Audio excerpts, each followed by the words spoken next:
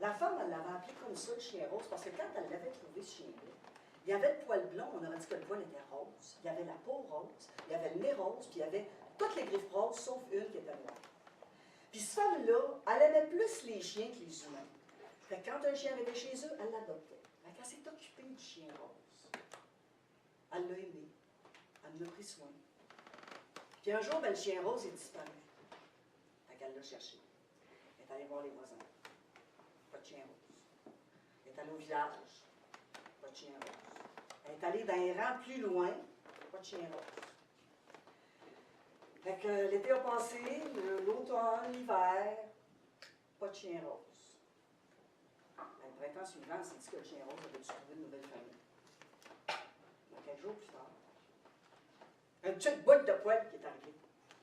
Un bébé chien blond, les yeux noirs, le nez noir et les griffes noires. Elle l'a appelé Chaman, c'était une petite chienne.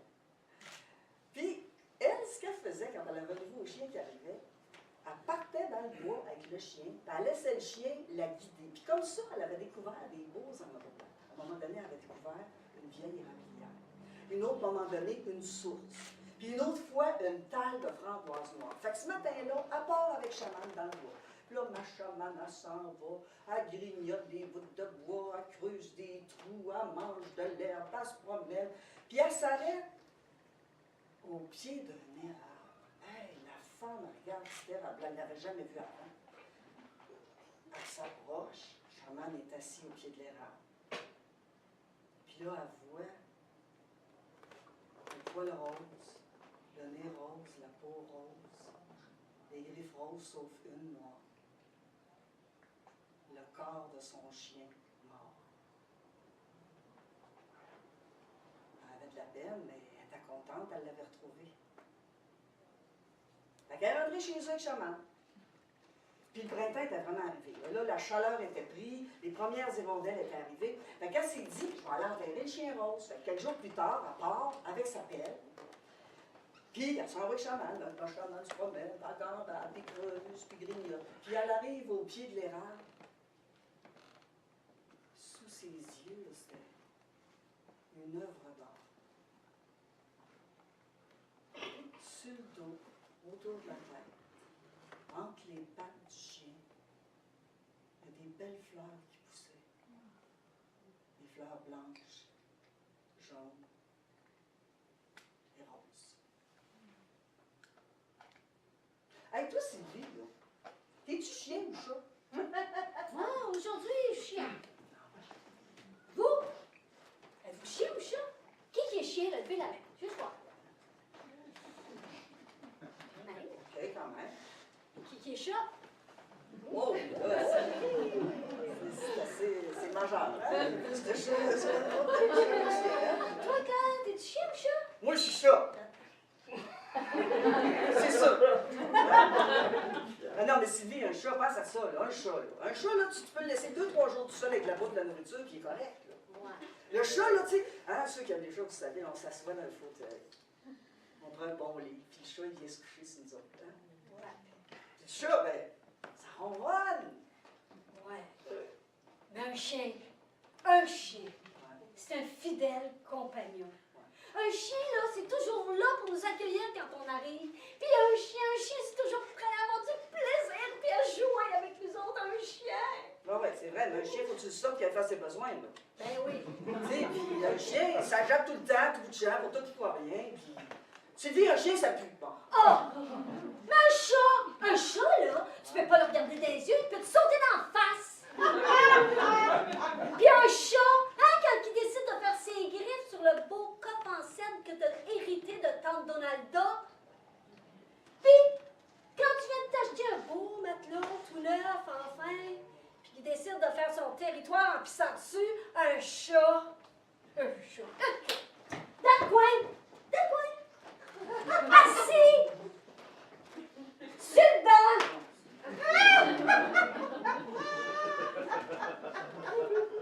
Moi, là, quand j'étais jeune, je chantais à l'église à toutes les messes. Mais entre les messes, j'allais jaser avec M. le curé et le bedeau. Il y avait des histoires intéressantes. Mais un jour, le bedeau arrive. Puis il dit, bon, ben, j'ai trouvé des petits chatons, là, en arrière de ai presque toutes données. Il en reste juste un. Oh, si je trouve personne, me le mettre dans une poche puis me le jeter dans la rivière. Mais là, hein, j'ai fait... OK, on était 3 filles dans un 3,5. Fait que j'ai pensé à ça. 3 filles, un chat, 3,5. Fait que j'ai des chats en arrière. Le chat. Toute la nuit, il courait. Toute la nuit, sans arrêter. Ça faisait du bruit. Dans l'appartement. Puis le chat. Quand on descendait ou montait les escaliers, un ou l'autre, c'était dangereux. On pouvait mourir. Il nous passait des pattes comme ça. Puis un chat. Le chat. Quand on dormait, si on avait le malheur que notre souffle soulève notre toupette, il sautait dessus. On l'a appelé Belzébuth, le chat du belot.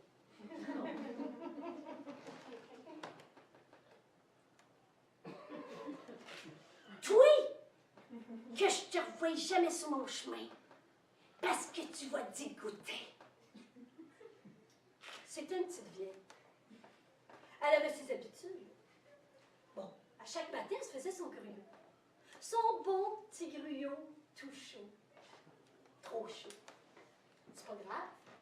Pendant ce temps-là, elle le mettait sur sa table, le temps qu'il refroidisse. Puis, elle se préparait.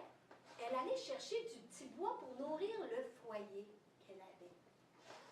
Fait qu'un matin, comme à tous les matins, elle se prépare son petit gruyot. Son petit gruyot tout chaud. Trop chaud. Elle le met sur sa table. Puis elle part. Elle ouvre la porte. Mais qu'est-ce qu'elle voit?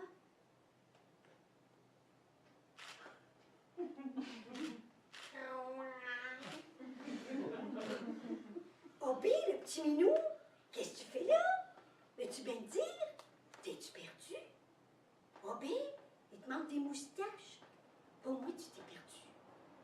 Oh, t'as l'air d'avoir faim. Rentre, mon petit minou. Fait qu'elle fait rentrer. Elle s'en va à l'armoire, elle ouvre, elle sort un petit bol. Elle met du gruyot dedans. Puis elle donne au petit chat. Tiens, mon petit minou, ça c'est pour toi. C'est ton gruyot. Ça, c'est mon gruyot. Ton gruyot, mon gruyot. Fait que là, je m'en vais chercher du petit bois. Mange ton gruyot, puis je vais revenir. Fait qu'elle s'en va. Aussitôt qu'elle a fermé la porte, le petit chat se jette sur son gruyot.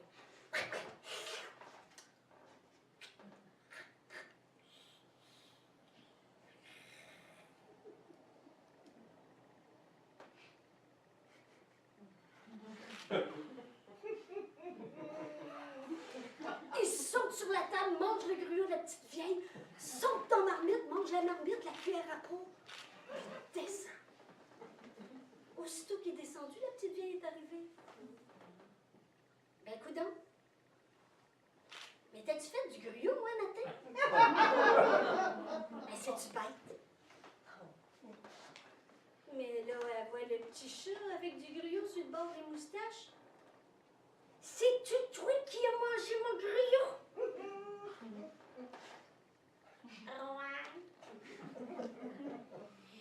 J'avais faim, fait que j'ai mangé mon gruyot, ton gruyot, le gruyot dans la marmite, la cuillère à peau, puis là, j'ai encore faim. Fait que je vais te manger. Il y avait la petite vieille, puis il s'en va. Marche, mais qu'est-ce qu'il voit sur son chemin? Une pie jacasse qui riait. J'ai jamais vu un petit chat avec une aussi grosse bedaine. Mais qu'est-ce qui t'arrive, mon petit chaton? J'avais faim, fait que j'ai mangé mon gruyot, le gruyot, la petite vieille, le gruyot dans la marmite, la cuillère à peau, la petite vieille, puis là... J'ai encore faim. Fait que je vais te manger. Il y avait des plumes qui volaient partout, puis marche, continue son chemin. Qu'est-ce qu'il voit? Un petit cochonnet rose avec sa queue en tire-bouchon. J'ai jamais vu un petit chat avec une aussi grosse bedaine, mais qu'est-ce qui t'arrive, mon petit chaton? J'avais faim, fait que j'ai mangé mon gruyot, le petit vieil, le gruyot dans la marmite, la cuillère à peau, le petit vieil, la puis j'en casse, puis toi, je vais te manger. Marche, marche, marche, qu'est-ce que je vois, un petit peu plus loin? Deux demoiselles, avec une robe longue, avec des crinolines roses. Ah, c'est drôle. As-tu vu le petit minou là-bas? J'allais te le dire, as-tu vu le petit minou là-bas? Il est drôle. Oh, j'ai jamais vu un petit chat avec une aussi grosse bedaine. Mais qu'est-ce qui t'arrive, mon petit chat? J'avais faim.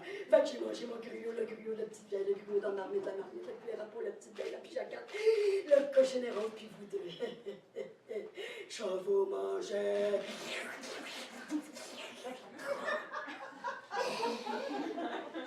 Marche, marche, marche, mais qu'est-ce qu'il voit un peu plus loin? Un marchand de fruits et légumes avec sa charrette pleine de fruits et légumes et son cheval petit bras. Ah, ben, bateau. J'ai jamais vu un petit chat avec une aussi grosse bedaine. Mais qu'est-ce qui t'arrive, mon petit chaton? J'avais faim!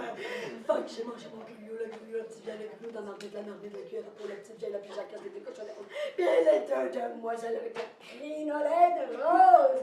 Puis toi, je vais te manger. Et là, il y avait, un peu plus loin, un bûcheron avec sa hache qui avait tout vu. Alors il a pris sa hache et puis...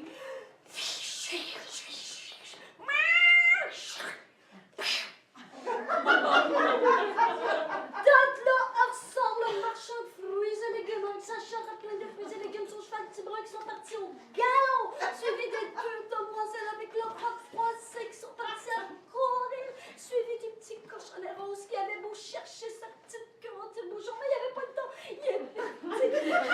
Puis il y avait la pijacasse qui manquait des plumes, elle volait moins haut, mais elle volait pareil. Elle est partie à voler. Puis la petite vieille, elle a pris sa marmite, sa cuillère à peau, elle a mis du gruyot dedans, puis elle a regardé. Oui, que je te revois jamais sur mon chemin, parce que tu vas t'écouter. Elle est partie.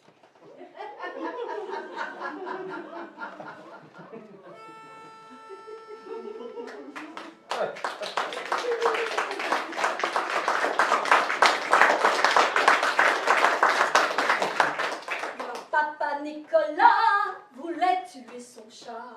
Pour en venir à bout, il le roua de coups. Après bien des efforts, il le laissa pour mort.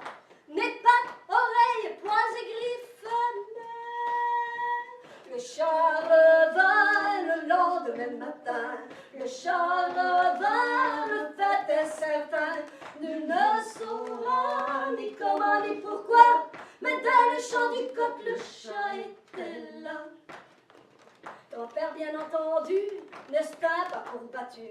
Entre autres qualités, il était obstiné. Pour plus de résultats, il le dynamita. Nez, pattes, oreilles, poings et griffes. Le chat revint le lendemain matin. Le chat revint, le fait est certain. Nul ne saura ni comment ni pourquoi. Mais dans le chant du coq, le chat était là. Voilà grand-père parti pour les États-Unis. Jeter son chat fidèle du haut d'un gratte-ciel. Un gars qui passait dessous, puis tuer son puis orphelin, il avait pleuré. Le chat revint le lendemain matin. Le chat revint, le fait est certain. Nul ne saura ni comment ni pourquoi. Mais dans le chant du coq, le chat était là. Grand-père mit son chaton dans la gueule d'un canon. Ouvrir le matin de bombe à hydrogène. Après le premier obus, Paris n'existe plus. Adieu Pigalle, les Tuileries, la Tour Eiffel. Mais le chat revint le lendemain matin. Le chat revint, le fait est certain. Nul ne saura ni comment chant du coq, le chat était là. Grand-père n'était pas né de la dernière ondée.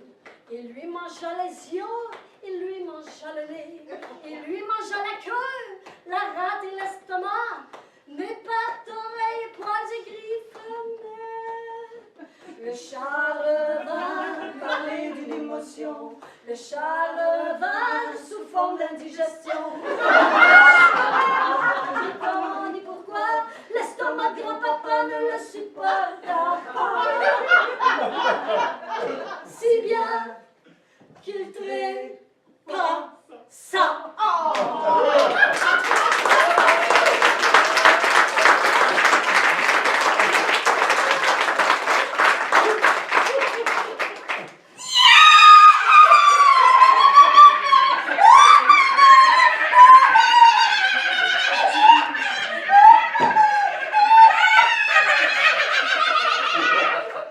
C'était une jeune fille. Elle vivait dans une grande maison avec sa mère. Et elle, c'était une jeune fille, elle n'aimait pas les garçons, elle n'aimait pas les bijoux, elle n'aimait pas les robes. Non, elle, ce qu'elle aimait, c'était les animaux. Elle avait même sa passe pour aller au zoo. À chaque matin, elle se rendait au zoo, puis elle allait voir ses animaux. Le lion, les girafes. Et puis, elle s'était liée d'affection, plus particulièrement pour une hyène. Chaque jour, elle allait voir la hyène. Elle allait se confier. Elle lui parlait longuement. Elle avait même appris le langage de la hyène.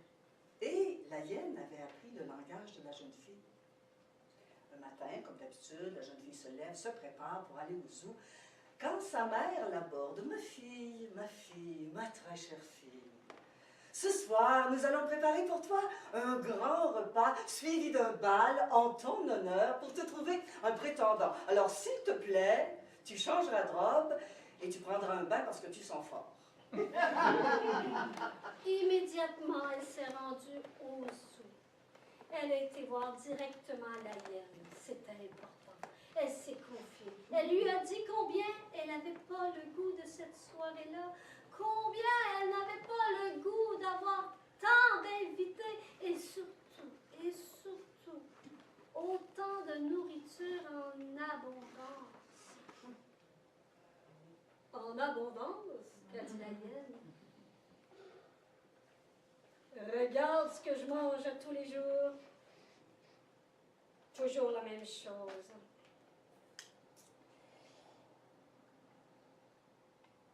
J'ai une idée. Je pourrais prendre ta place.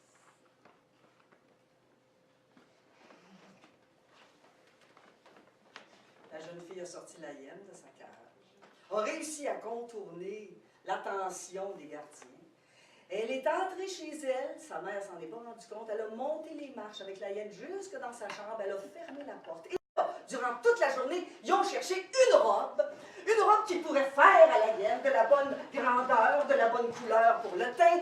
Et à la fin de la journée, ben, ils en ont trouvé une. Une robe longue avec des manches longues. Le col, ils ont mis un chapeau, des gants. Mais là, il restait une chose, le visage.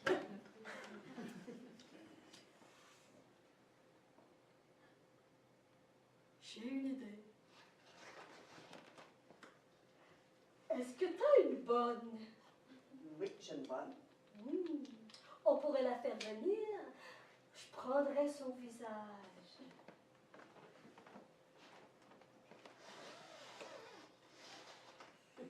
Aussitôt que la bonne est arrivée, la porte s'est ouverte. La hyène s'est jetée sur la bonne.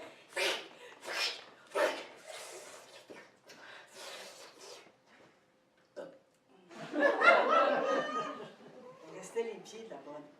Alors la jeune fille a cherché un beau contenant pour pouvoir mettre les pieds, puis elle a trouvé un sac en velours bleu avec des cordons dorés. Elle a mis les pieds de la bonne dedans pour plus tard.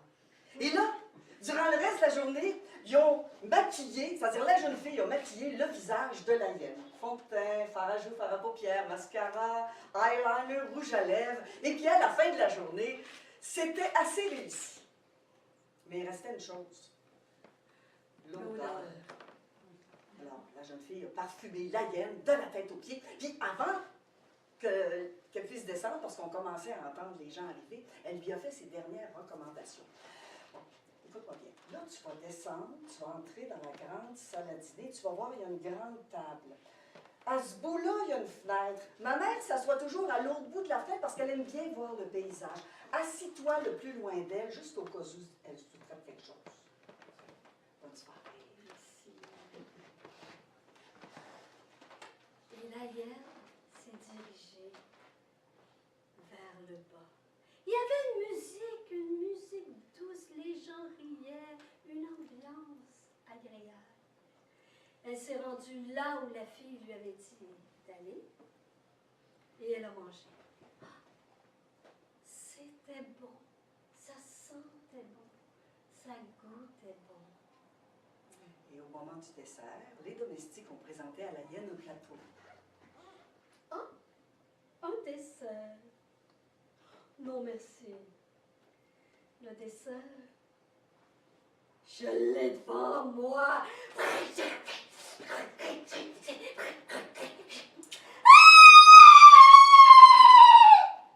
Elle est sortie par la fenêtre. Mais la mère avait sous les yeux un carnage. Alors, elle est montée dans la chambre de sa fille. Elle a ouvert la porte de la chambre, puis elle a dit « Toi, là! Toi, là, ce qui arrive, c'est de ta faute! Puis tourne-toi quand je te parle! »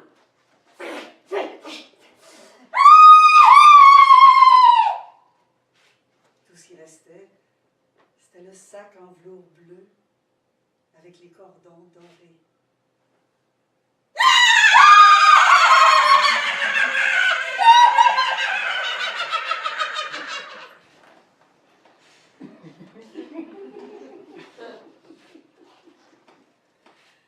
La nuit est longue et sans pli. Un poème de Patrice Desbiens. Je me souviens d'une station wagon qui coupe la nuit, qui ouvre la nuit du nord comme un couteau de chasse ouvre sa proie. Nous sommes tous là, ma mère, ma sœur, son mari et ses enfants, tous dans cette voiture. C'est Johnny Bigoud Leblanc qui conduit, son visage vaguement éclairé par la lueur du tableau de bord. Je suis la seule qui ne dort pas, tandis qu'on continue avec un océan de forêts meurtries de chaque côté. Ma sœur dort sur le banc d'en avant, La noirceur qui rentre et sort de sa bouche ouverte. La nuit est longue et sans pli. La nuit est longue et sans pli. La nuit est longue et sans pli. La nuit est longue et sans... Soudainement, quelque chose déchire le tissu, quelque chose bouge là. Le pare-brise devient un écran cinémascope. Les phares de la 20th Century Fox et Gulf Western éclairant l'animal, l'orignal. En plein milieu du chemin qui fige et fixe son destin qui roule vers lui à 60 000 à l'heure. Ses yeux, ses yeux, ses yeux. Oh Dieu, son regard jusqu'à la dernière minute. Et le choc sourd-muet de fer contre chair. Et ma sœur qui se réveille en criant un grand cri fou et final, comme si l'âme de l'orignal avait passé dans elle en mourant. Et enfin, le silence. Le silence de notre silence, dans le silence de la nuit.